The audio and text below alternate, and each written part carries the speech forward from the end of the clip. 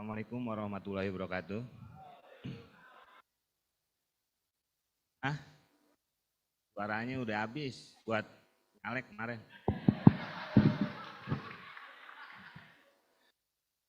Assalamualaikum warahmatullahi wabarakatuh. Salam sejahtera untuk semua. Yang mau assalamualaikum mau jawab boleh, enggak boleh. Karena menurut penelitian dari Timur Tengah, assalamualaikum itu ada 3. Satu yang harus dijawab, kedua tidak boleh dijawab, yang ketiga kalau dijawab kita kabur. Yang pertama kalau saya bertamu assalamualaikum itu wajib dijawab. Yang tidak boleh dijawab, waktu itu saya sholat sama Pak Tamsil, sholat bareng, Pak Tamsil ngomong assalamualaikum, waalaikumsalam, saya jawab diomelin saya. Terus kalau yang dijawab kabur, saya ke makam, assalamualaikum ya ahlil kubur, dijawab waalaikumsalam, nah, itu pasti kabur. Yang terhormat kepada pimpinan DPD, Bapak Sultan, Bapak Ibu Ratu, Yoris di belakang nih. Dan semuanya saudara-saudaraku, teman-temanku sesama senator. Sama senator dilarang saling mendahului ya. Pokoknya situasi aman dan terkendali. Ini cerita apa ya? Oh ini. Ensat, hormat Pak Rocky Gerung. Di depan. Pak Rocky, selamat akhirnya saya bisa ketemu. Sebenarnya nggak cuma orang-orang, saya juga bingung kenapa saya bisa ada di sini. Jadi bisa masuk ke DPD itu pertama, saya awal-awal nyalek tuh bingung.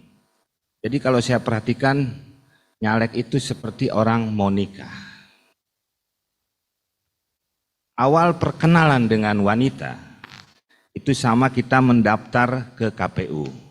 Jadi masih DCS. Perkenalan dengan wanita itu kan jantung tuh berdegup kencang. Karena kalau jantung berdegup kencang itu ada 2. 1, jatuh cinta. 2, jatuh tempo.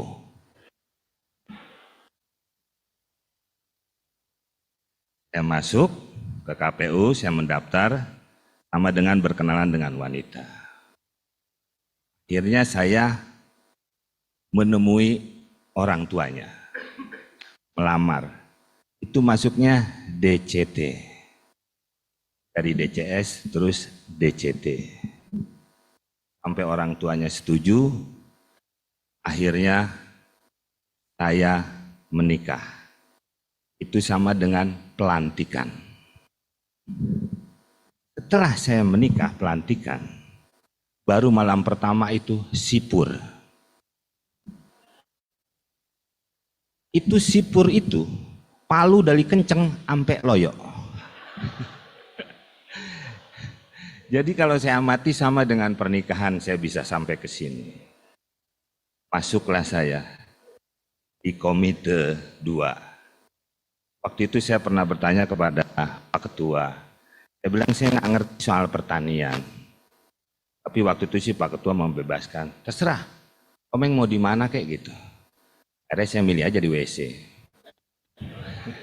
Tapi saya tetap bertahan, akhirnya nggak apa-apa Pak Ketua. Akhirnya saya juga belajar dari HKTI, dari Tani Merdeka. Ya akhirnya saya banyak tambah ilmu. Saya belajar pertanian di situ. Ya akhirnya lama-lama saya betah karena ini sesuatu yang baru buat saya. Jadi Pak Ketua saya aman di Komite 2. Saya belajar pertanian, belajar lingkungan. Di lingkungan hidup, apa yang membuat limbah seperti plastik.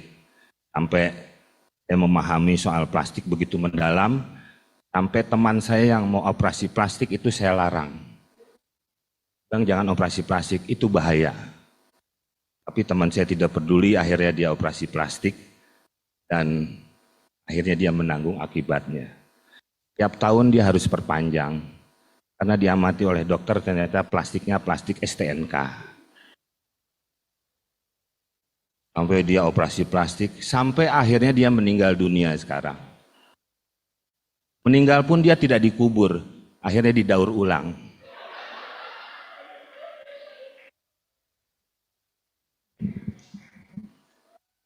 Saya belajar di situ, belajar. Karena memang dalam berjuang itu tidak mudah. Berjuang untuk memajukan bangsa ini.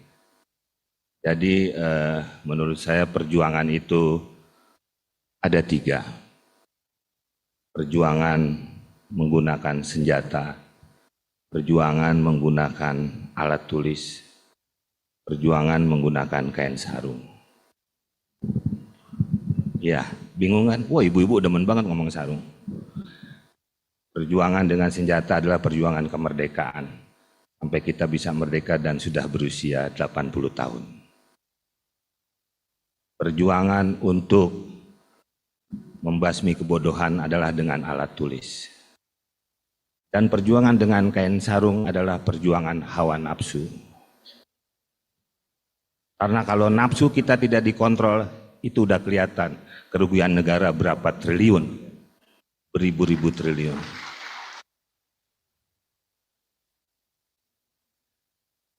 Tidak hanya berjuang, kita juga harus berdoa untuk mencapai sesuatu apa yang kita inginkan. Dan memang dalam cobaan selalu ada hidup kesempitan atau hidup kelapangan. Kalau hidup Anda dalam kesempitan, bersabarlah.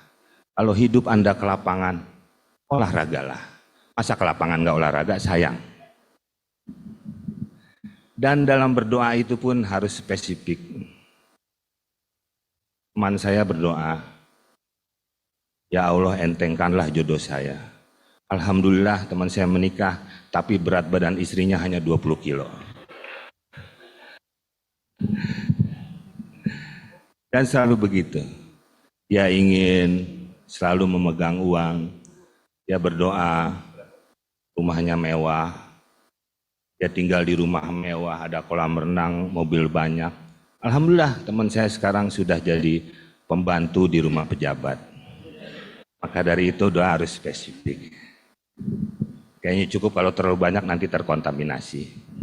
Wassalamualaikum warahmatullahi wabarakatuh.